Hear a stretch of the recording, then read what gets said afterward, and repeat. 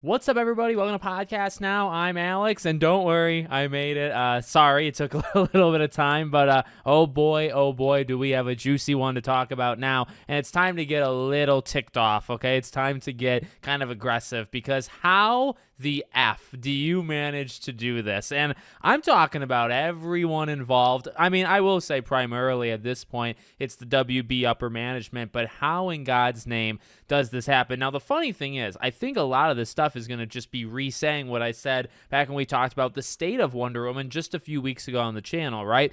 This level of incompetence that you honestly need to pay for somebody to do it this badly. You know, this kind of just brain dead behavior doesn't actually come naturally to that many people, except for some, it seems like, and they all tend to work for the same company.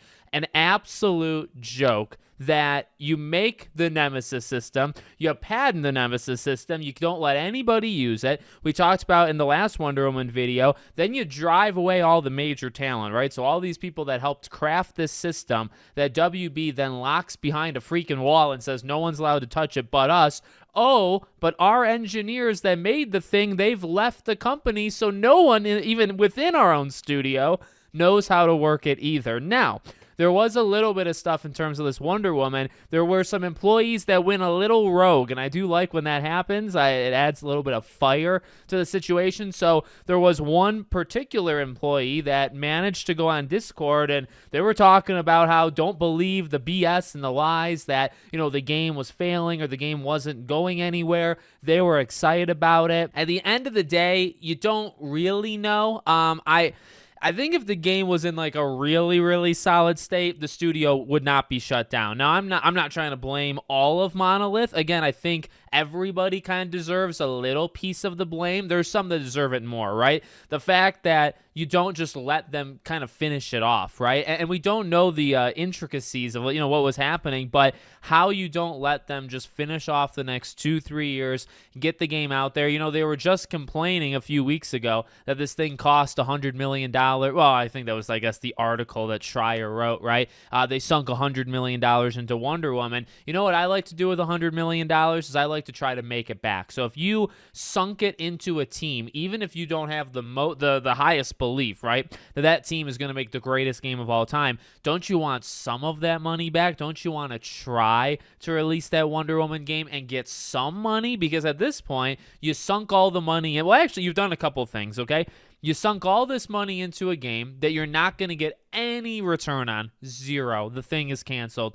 Then you say, let's just shut the team down. Now that, we can talk about this kind of all day, right? Losing Wonder Woman hurts. It legitimately hurts. It was a game built off of promise. It was a game that I would like to just pat myself on the back and say I was one of the only freaking supporters for this game for like the last 3 years on YouTube. I took copyright strikes from WB. Thank you very much, by the way. Was it really worth it? You copyright strike me, all this jazz, and you end up freaking shutting the game down. So no, from the bottom of my heart, like, that is freaking sad. I really, really wanted to play that game, even knowing next to nothing, I guess, about it, right? There's also a part of it I think we should probably say, I feel very bad for the employees. Like, it's hard to almost separate in my head because, like, we talk about DC so much, we talk about this Wonder Woman game so much, but there are real people. Like, these are legitimate people, right? They, like, need food, need shelter, things like that, need paychecks. So that really sucks. By the way, it's not just Monolith that's closing. They also shut down the team that made Multiverses. That's fun.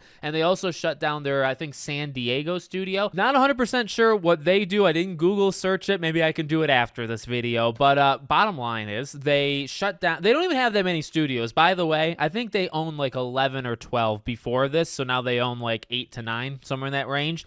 They don't even own that much. And so to trim the fat, per se, right? And to say, okay, we're just going down, remember, to those golden pillars, right? We're going to do Game of Thrones. We're doing Mortal Kombat. That's a pillar. All of this stuff, right? We have all these pillars. And, I mean, DC, by the way, is like one of them. I guess it's more Batman. Maybe it's going to be all Batman. But that really, as we constantly say, like, to just throw away the idea of Superman and Wonder Woman and all this stuff, like, you can do other things than Batman. I would always want Batman games. I've said that for a long time. I'm not one of those people that say, hey, you don't ever need to make another Batman game ever. No, you can, but to try to have some sort of balance, you know, with other stuff. So there's the part of shutting down or canceling Wonder Woman, and that hurts all on its own. That's a whole kind of thing. But then there's like shutting down the studio and to shut down the other studios, by the way. Now, that employee that went rogue talked about how they feel that maybe it just makes them look better, like on spreadsheets, right? When they're going to their investors, they're showing them all these numbers. And I am not saying this is okay. I am not doing it. However, what the employee said that I would also kind of echo, when you look at Monolith, there's not a lot of good right now, and there's not a lot of good in the last like several years, right? Because you look at how Wonder Woman has been handled, and regardless of like anything that's actually happened and the reasons why they've happened, you look at how Wonder Woman's been handled, and it has not been good, right? They've sunk money into it. It's been 4 years or going on 4 years, and you've got next to nothing to show for, okay? Then you go before Wonder Woman, I believe the story goes, and I think we all kind of know this as well, there was another canceled game, right? So, because I believe they pivoted from Shadow of War. They wanted to do a new IP. Remember, this was in that Bloomberg article just a few weeks ago. They wanted to do a new IP, kind of build a Nemesis system type thing, and then that kind of got dropped. So, you look at Monolith, and for me, I mean, you can look back at all the great times we had, right? Fear. Who remembers Fear? Raise your hand. That's a great franchise. Fear, you have the Middle-earth games, which are some phenomenal things. Again, the Nemesis system is one of the greatest things ever given to gamers. I genuinely, I don't even over-exaggerate that fact. I genuinely believe it. There is a part, though, that, and I will take a couple steps back and say, okay, calm down. You look at it, though, and you say, okay, well, we talk about this a lot on the channel, right?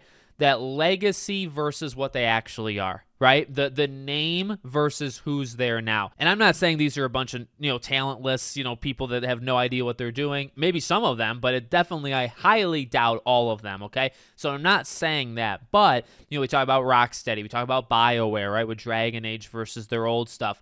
What we think of them is not necessarily what they are. The fact that they're called Rocksteady or they're called BioWare, yes, they gave us some of the greatest games of all time, some of my favorite games of all time. The people that are there now are not that. It's the same name, it's the same legacy, it's the same banner, it's the same logo, it's the same name of the studio, but it's not the same people. Therefore, it's really not what you think it is, okay? So I will say that for Monolith as well. These are, the legacy of this studio is awesome, just like a lot of these studios we talk about. There is some phenomenal games. There's some phenomenal franchises. They gave us a system in gaming that is unmatched and unrivaled, that then WB locks behind a wall, right? They gave us all of that. Who is there now is not, in fact, we know, again, as I said in the beginning, right? We know the people that created the Nemesis system literally left. So they are literally not there. You imagine some of the heads of Fear and the Shadow, Mordor and War, they're not there. Some of them, very few, but not most of them, okay? So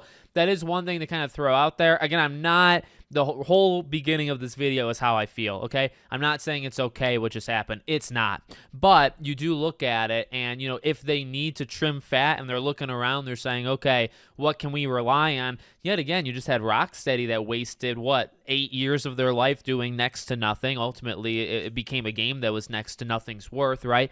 So, I mean, do you have to pick Monolith over? I'm not saying to shut down Rocksteady either. In fact, I've said many, many times, give them a chance. Let them rebound. Give them at least one shot to rebound. If Rocksteady makes Suicide Squad and then another garbage game, and they make no money, and they take 15 years to do these two games combined, and they just don't bring it home, then you got to do what you got to do. Like, you cannot have that, right? So you have to make some changes. But at least give them that one extra chance, right? People deserve, I think, an opportunity to make up for mistakes or to improve upon things.